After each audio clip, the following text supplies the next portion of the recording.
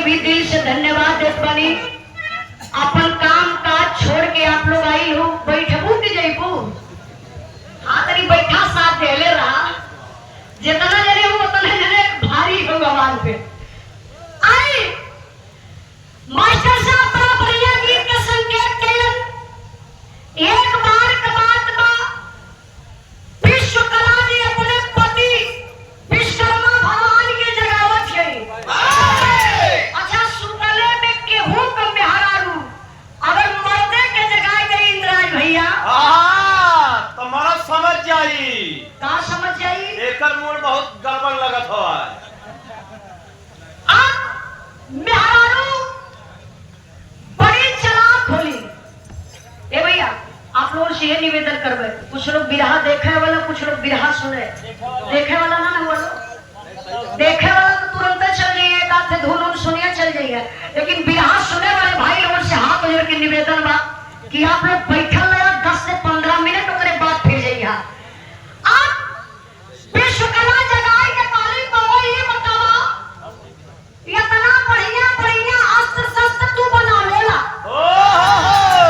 आज शक्ति दुर्गा भवानी माता के देहला, हाथ में चक्र देहला, तलवार देहला, त्रिशूल देहला, माथे का मुकुट देहला, माई सरस्वती के हाथ में बीड़ा डला, नारद जी के सितार डला। ये बतावा कि हमारो बारे में कुछ सोचला कि ना? विश्वकर्मा भगवान कहले कि अच्छा ये बतावा, अस्त्र शस्त्र हम बनौले हर देवी देवता के देख हिला तो तोके तकलीफ काहे बा? तब विश्वकर्मा बतावत है, का बतावत है तकलीफ काहे बा?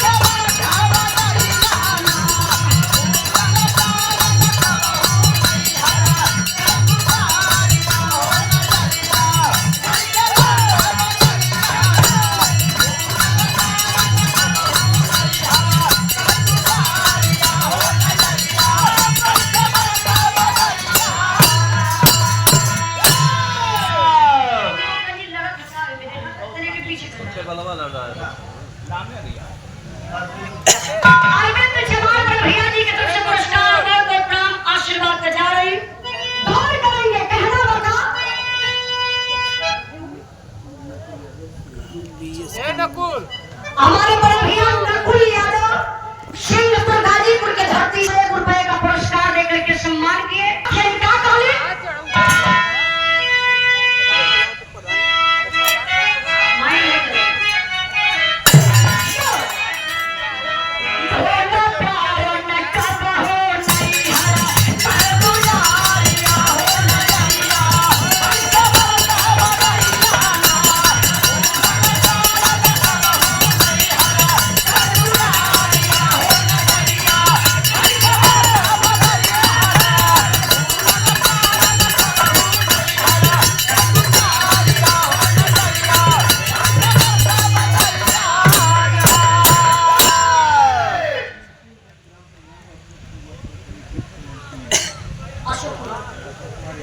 अशोक कुमार यादव प्रधान जी के प्रतिनिधि,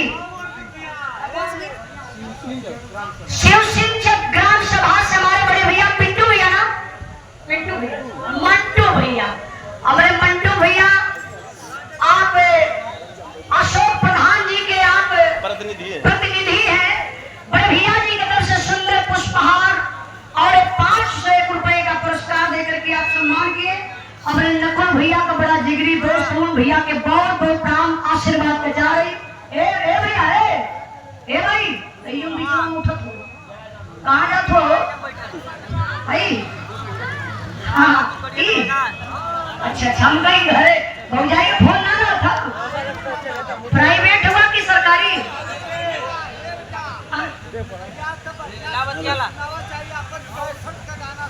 अच्छा अरे वाह, एक ऐसी केरी बजा दो तेरी सुना चचा के।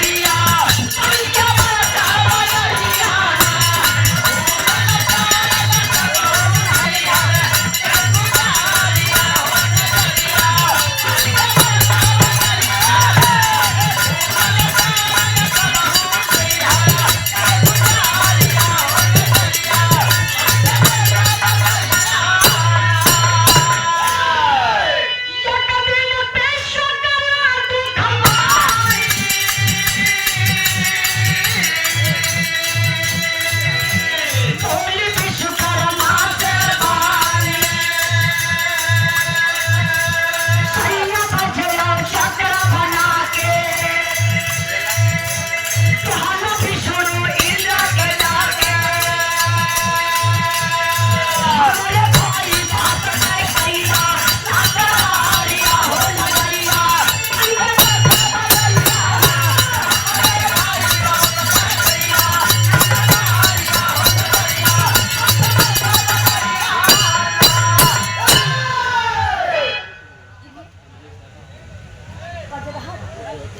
खजुराहट अमरेश यादव विश्व कला कली को होई बतावा आदि शक्ति दुर्गा माता भवानी के तू चक्र डाला हाथ में तलवार डाला त्रिशूल डाला हम कहतनी कि एक आंख के हथियारवा बनाए के हमारे नैहरे में हमारे भाई बाबू के दे देता तनी सम्मान हमारे ऊपर बढ़ जाता अरे इतनी